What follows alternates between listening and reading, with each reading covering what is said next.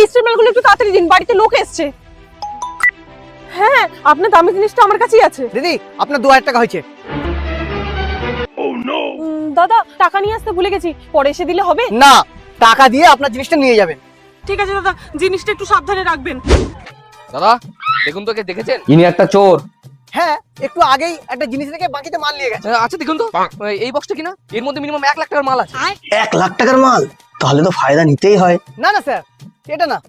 মিথ্যা কথা বলছিস তুই না? চ থানায় চ। স্যার সত্যি আমি বলছি, আমি ওকে চিনি না স্যার। স্যার এইসব পুলিশ মুলিশের ঝামেলার মধ্যে আমি পড়তে যাই না স্যার। স্যার আপনি অল্প কিছু নিয়ে একটু ব্যাপারটাকে মিটিয়ে নিন স্যার প্লিজ। আচ্ছা ঠিক আছে, দেখ।